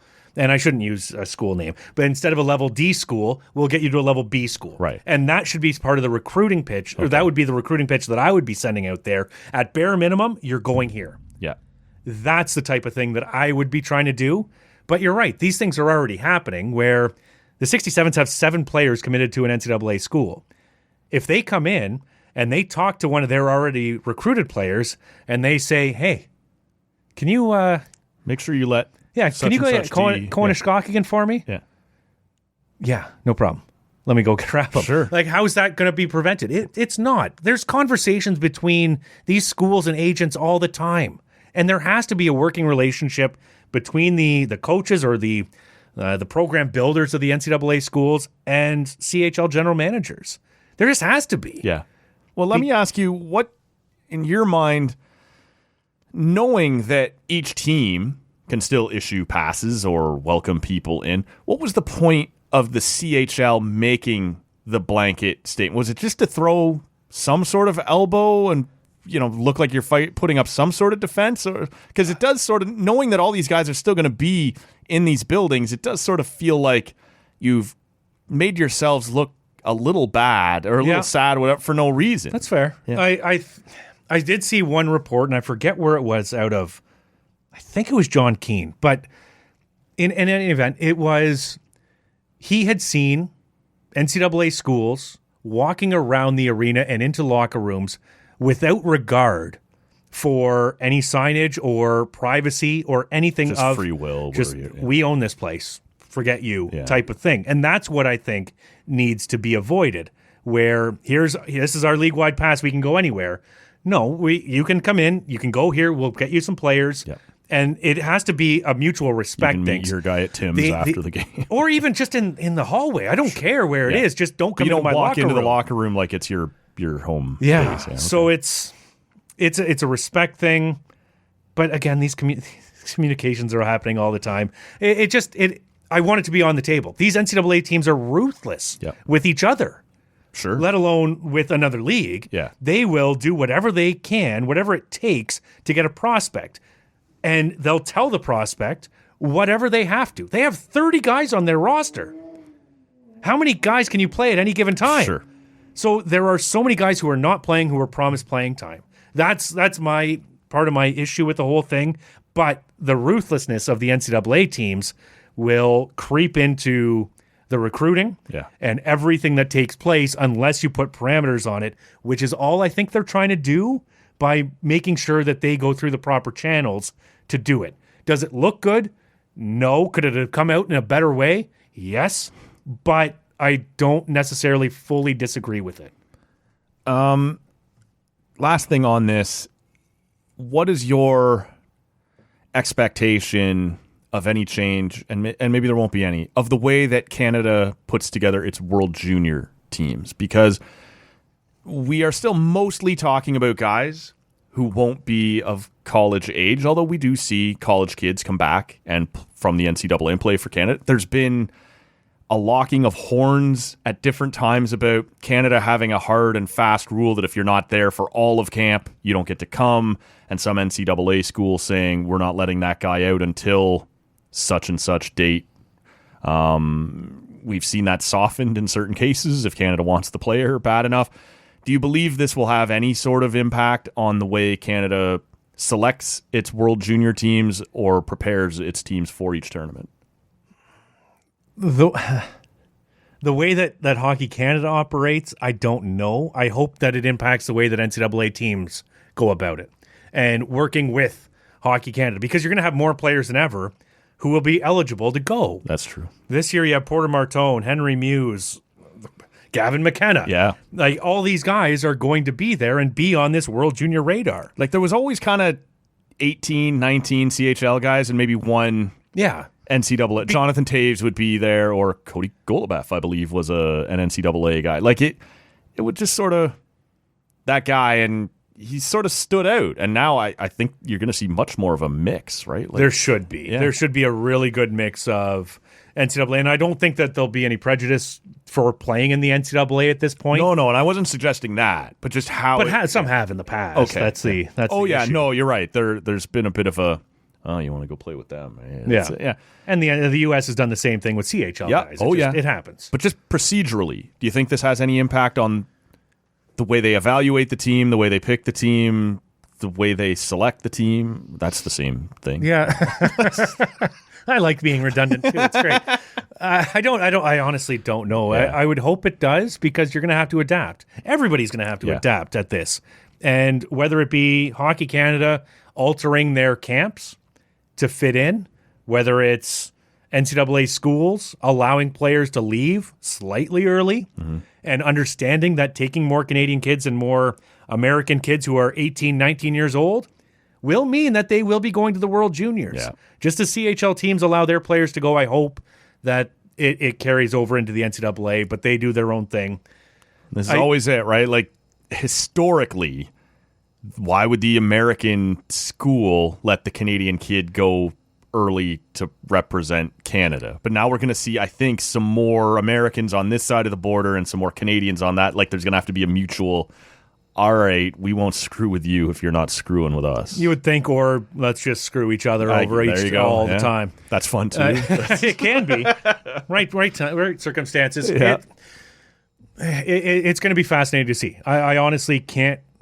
I can't imagine that it would go poorly, or that there would be schools or players who would be negatively impacted, who were legitimate contenders to be on the team. Yeah. I would hope that they would be let out. The only one that I can remember, and there's been a number, but Matthew Wood was the most recent one who went to UConn, and he was at the team both years, 2 years in a row. Yeah.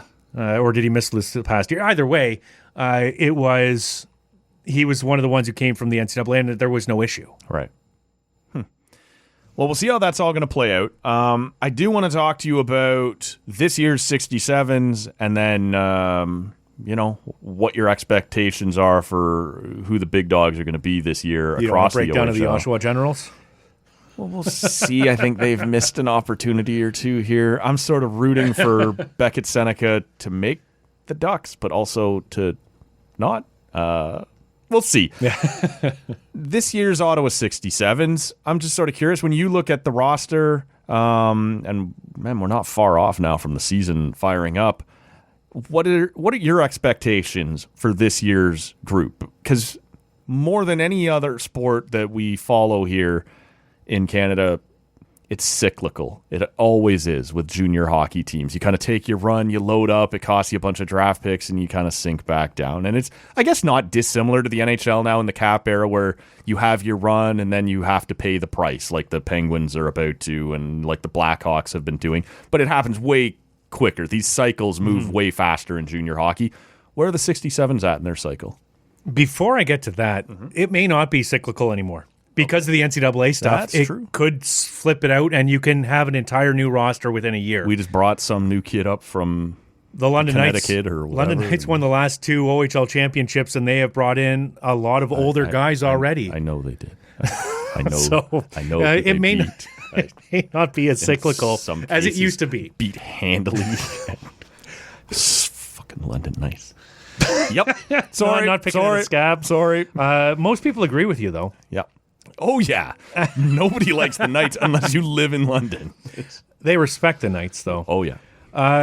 We were forced to. You will respect my authority! For the Ottawa 67s this year, it is cyclical. They had a bad year. They missed the playoffs last year. That's why it was the longest offseason of my life.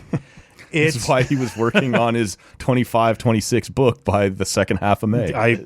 Before that. Okay. For Ottawa, I honestly don't know. I like what is there. And I talked to Paul Stojkovic for almost an hour this week on the radio show.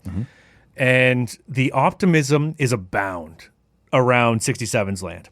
And not because time of year they're going to be great, but because of the attitude that everybody has, the work ethic, and nobody was there except for myself and Chris Hamilton and James Boyd and Jan Agert around for the Andre Tourney years, where there was Kevin Ball, there was Marco Rossi, there was Sasha Shemaleski for the first year. All these guys who had type A personalities, go. Going to work my bag off until I can't anymore. Can I cut you off just for a second? Yeah. Is Kevin Ball out in Calgary? Has he got another gear? Is he about what he's going to be? You had a long look at him. I love Kevin. I think he's great. I like the kid. Like I'm not a 67s guy, but it always felt like, I think this kid's got a chance. Like I think, and it's not like he's been a bust, but I just wonder, is there one more He was playing year? with Rasmus Anderson last year. It's true. And he played with Zane Parekh for his final game, and he picked up a goal. He's good. Yeah. He's a top 4D in that team. Is that about? He's always going to be a second pair guy. Yeah. Like he can be the top pair, but he can be a Mark Method on that type. Sure. Okay. Where he will be the stay at home. Yep. His feet are good for a guy who's 6'6", nearly 240. This is what you love about the size that and he he's can skate. mean. Yeah. And he's mean. Okay. So they all practiced extremely hard, and they made each other better. And they were already great. They made each other that much better. And so far, haven't played a regular season game, Yep.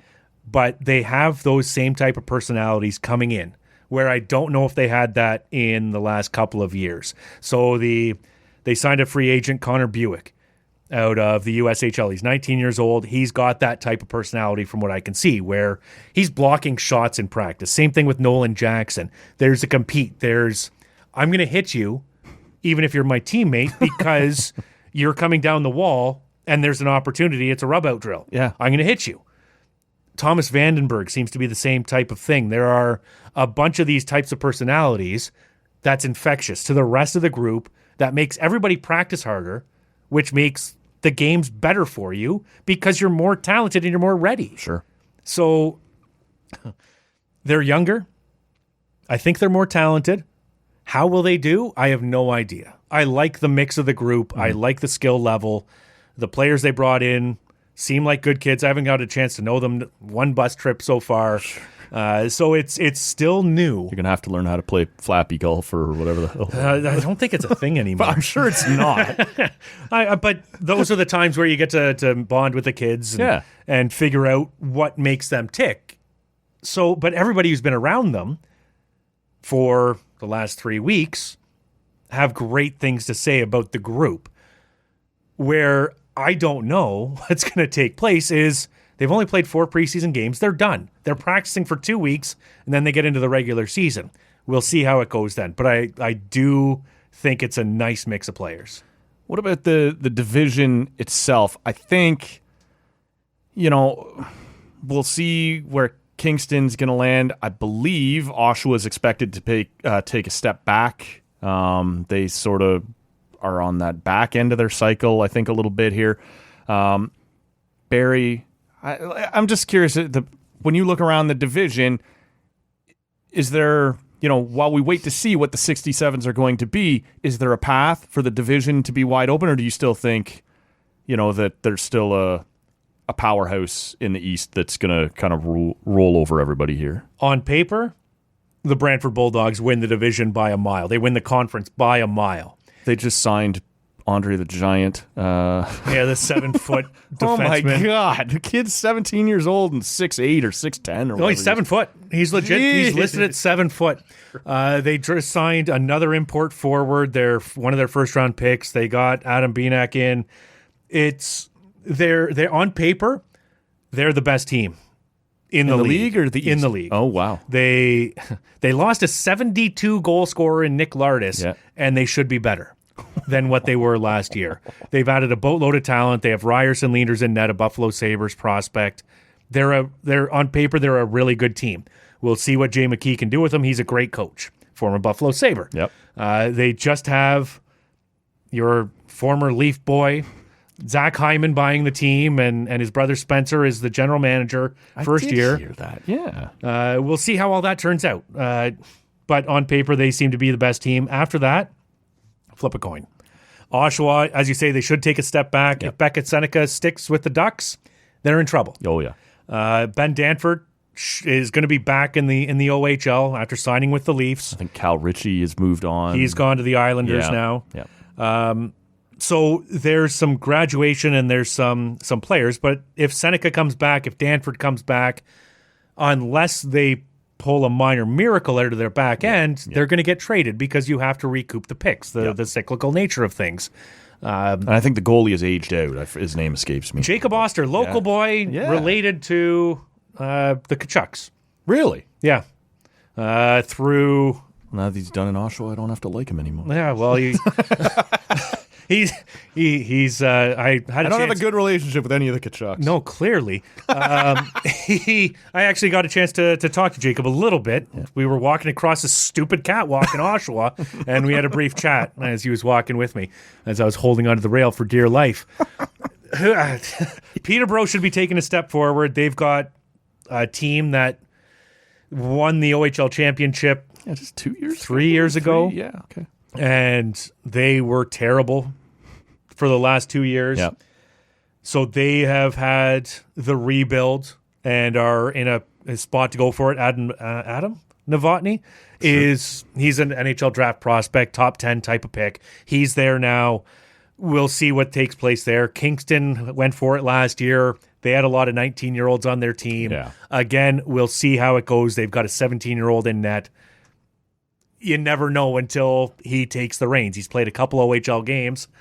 You never know. It just feels like the division's more wide open this year than in the last 3 or 4. Anyway. Yeah, last year there were 5 teams who were going for it, who were going for the championship, not just of the Eastern Conference, but of the OHL. And there was just no room. I thought that Ottawa maybe could sneak in, but it didn't have overly high hopes, didn't have a chance really to take home ice advantage.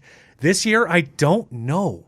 Because of the NCAA rulings, there are so many unknown players coming in. All these teams have signed some kid out of the USHL. Yeah, or which whatever. 17-year-old is pop? best? Yeah, it's wild to see. And as I said, I like the 67s players. They signed a goalie, a free agent signing, Ryder Fedorov. He's committed to Penn State for next year as an 18-year-old goalie. And that's rare for a kid to go that early. And it remains to be seen if he does, but he seems like the real deal. I love the way that he plays net. And there's not many kids that I love watching play net. He's one of them. Cedric Andre, when he was here, was another.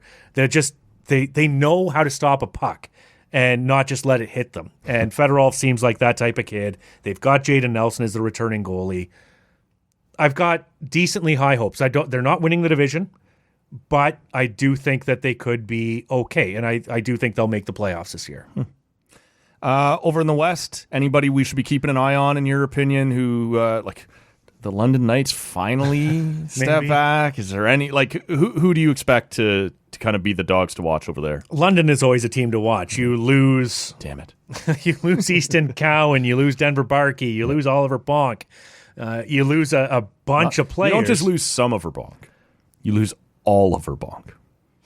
Sorry. God, I can't resist. I only get that name thrown at me so often.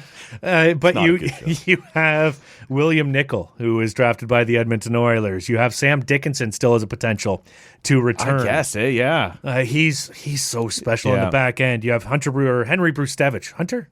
Whichever the Brustevich is still left and not playing with the Flames affiliate. You've got so many of these guys who are still returning, and they have gone out and signed a bunch of veteran players to come in and fill the gaps that were left by everybody leaving. Right. They had 10 players go to NHL development camp. Right. That's damn wild. impressive. Yeah. So Ottawa had 2. Like, there's a difference right there in the talent. So I would never write London off. Kitchener, I love their coach. Jussi Ahokas is as good as it gets for me at the OHL level. The Kitchener Rangers last year were supposed to be real bad, and they came out and they were among the best. They had the best goalie in Jackson Parsons, but they were really good. Right. So I like the talent that they have. They should be better than last year on paper. We'll see if that translates. Windsor, depending on if they can get one of their big players back, and I'm blanking on his name. His brother plays in Washington. He was drafted by Washington. Protus. Yes. The Protuses or the Prodi. The Prodi. The younger one was there last year, and I voted on him for the Red Tilson, or I would have, but they nominated Liam Greentree for it. He was the best player in the league. The best skater in the league was Protus. Wow. And I talked to a number of people about it, and they agreed, but Windsor put ahead Liam Greentree instead because you can only nominate one player per team. So it's not just left up to you guys to pick, like each team's got to put one forward? No, each team has to put one forward, and then you vote amongst those. It's weird. Yes. I didn't know that. So they've got a good team. Goaltending is always an issue there. There's a number of teams, but again, it's wait and see who actually selected or recruited good players. Erie, I think, brought in 6 new players from the USHL type of situation. So it's who just knows? A whole new world. Right? Who knows if these kids are good? Yeah. I don't. And we only see them once a year, twice a year, once there, once here. Yeah. I have no idea who's going to be good, who's not. Let the season start and kind of I do make judgments, but I try not to let them sink in, because once you do, then you have that judgment for the first half of the year, and it's wrong. It's hard to shake it off. Yeah. Right? And that's half the fun of junior hockey is things are weird. Like kids get nervous, or kids get too excited, or whatever, and all of a sudden a game that was well in hand isn't, or whatever. So you don't know until you get kind of 20, 25, 30 games into it. The great Dave Schreiber said, junior hockey, predictably unpredictable. Love it. It couldn't be more apt, because against the Oshawa Generals one year, the Ottawa 67s were trailing 4-1 with about 5 minutes to go. Oh, God, not another. It was 4-1. Maybe it was 3-0, whatever the case. Anything but 4-1. They ended up coming back and winning in regulation. So, like, anything is possible at junior hockey. And I think that's one of the things that, we always talk about here as being, anything but junior hockey experts. Half the fun of the World Juniors is, that pressure ramps up and suddenly that kid made a bad pass, or there's on any team, right? And all of a sudden this game that was well in control a minute ago is suddenly, up for grabs or spiraling out. The fun is that these kids aren't polished yet. They will make mistakes. They will make mental errors. That's the fun. And also the terrifying nature of it is that people expect them to be professionals right now. And then there's the outrage online. And even this past year, like, I know Dave Cameron took a lot. Yep. I've got all the time in the world for Dave. I understand where the criticism comes from for the coach. Yep. But players were still getting messages on Instagram, on Twitter, whatever it is. It's awful, man. And people would say, nobody's mad at the kids. Bullshit. Yeah. I've seen them. Yeah. I have talked to these kids, and there is still hatred going towards them. So, they're nervous. They make a mistake. They don't win a game. And the worst thing is it's a grown-ass adult, 40-year-old like me, and it's not me. And that's it. Similar to you, the guy holding the video camera and taping the wrestling. Fuck. Never living it down. I wish I hadn't brought that up. This is the Glad first, you did. Done 10 years of this goddamn show, never brought that up. No, but it's some 40-year-old who's had a couple too many drinks over the Christmas holidays who decides, I'm going to roast Porter Martone because he didn't score tonight or whatever. You're like, what has gone wrong in your life? What has short-circuited that you find yourself needing to jump on Instagram and roast a teenager? Yeah, no, the worst of the worst. I scumbags. Yeah. There's nothing worse, and I do get the criticism. It's not any better with the pros. But no, at least, but at least they're grown adults and they're making $9 million or whatever. Yes, and there's the criticism is there. You stepped out and but they still should don't message them. I know. Piss off. I know. But don't message them. They don't care about you. Well, they do, but they don't. They don't. They care about you in bulk when there's suddenly 300,000 of them or whatever. But no. Beyond that, just be better. Yeah. Last thing for you, man. All ears for people who aren't necessarily familiar. What's up with the suits? You got a bit of a gimmick around the... I do. Yeah. Tell us about it, man. Where did it start? How does this come up? What is it? Tell us. The outdoor game. When was the outdoor game in Ottawa? 2017? The Centennial Classic? Yeah. I think JR was in here once, and I was struggling with the date, and he goes, everything happened in 2017. The Grey Cup, the outdoor game, the everything, the Cup run, spring of 2017. It was all 2017. So the Ottawa 67s played the next day. After the Sens and Habs played, the Ottawa 67s played Gatineau outside. On the outdoor rink. And it was awesome. So for that, I'm like, well, I want to do something. And we're way up in the broadcast booth. Nobody can see me. Nobody gives a crap. But I'm like, okay, I'll get something. So I got a stupid Christmas suit. And it was way too big for me. It was like hanging down. I went and got it tailored. Well, we talked about this, man. You and I both big dude. Like you're 6'3", 6'4", whatever, sitting over there. It's too big for you. It was huge. That's a big suit, man. Like, there was no hem whatsoever. It was just fabric down. Okay. And I ordered it from one site, and it was just awful. Okay. So I got that. I had some boat shoes. Can I just stop you for 1 second? Yeah. Because another story that has been lost to time but was told on this show. So I had two little buddies who were being Mario and Luigi for Halloween. So I'm like, they're going to come knock on my door. I'm going to be dressed as Wario. I do a pretty good Wario laugh. I am evil compared to them. Like, I'm not cute like them. I'm not fun. So I'm going to order the Wario costume. So the Wario costume shows up. It's got the shirt, and it's got the yellow overalls, and the hat, and everything. I put it on, and there's something else left in the bag. And it's just me at this point. I'm just trying it on, make sure it fits. And I'm like, what is this? I can't figure out what it is. It's kind of rubber. And I'm like, oh no. It's an inflatable fat Wario belly. But the suit already fits me without the extra rubber belly. There's enough belly already inside. So, all right, I'm going to the fridge. I'm going to drink some more. Like, fuck you. Halloween sucks. I don't want to play. Get away from my house. So, makes it even worse. I go to text one of my closest friends, and I tell her the story. The same way I just phrased it to you, but it's in a text message. I said, and I find there's supposed to be the fat belly. I accidentally sent that text to Ian Mendez instead of to my friend. Because probably like I had coped the way you just suggested. Maybe had a beer or two too many or what. And so the next morning I wake up and Ian's like, yeah? How's it going over there, Wario? And he was scheduled to be on the show a couple weeks later, and I told the story then, but this was years and years ago. And he's like, I can't believe you're telling this. You're being a good sport or whatever. But anyway, not quite the same. Yours came with all kinds of extra slack. Mine came fitting perfectly, except I had my own fat belly to fit inside the Wario costume. It's just custom fitted. That's all it is. Custom fitted to Matt. Matt and Wario wear the same size. That's fair. Oh, that's good. Yeah. That's good. I don't know how to transition back. There is no transition out of that. So just Matt's shame. I went shopping with my wife to go try and... It was a red Christmas suit. I'm like, I don't have anything. I need shoes to go with this.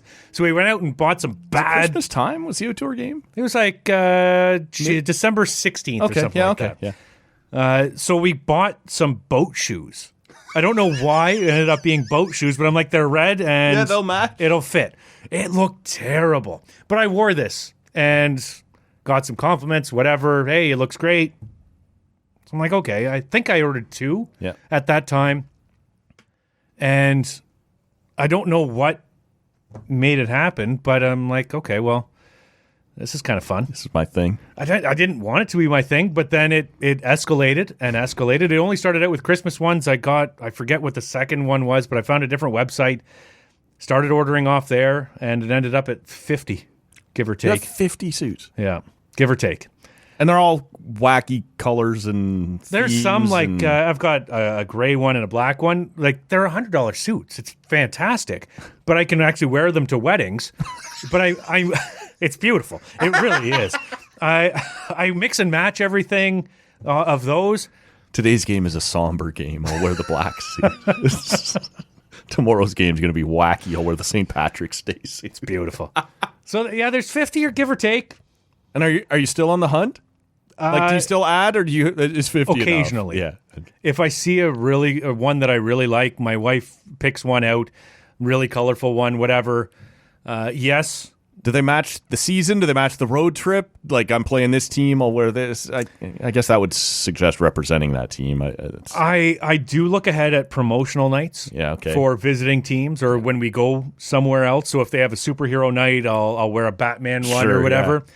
I've actually showed up on a Harry Potter night with a Harry Potter suit, which was kind of cool. The Pride night, I've got a Pride suit to wear. So I try and match. Anything to match Teddy Bear Toss night? Like anything that's... I've got a leopard print suit is as close as I've got. I got to see that. It looks great.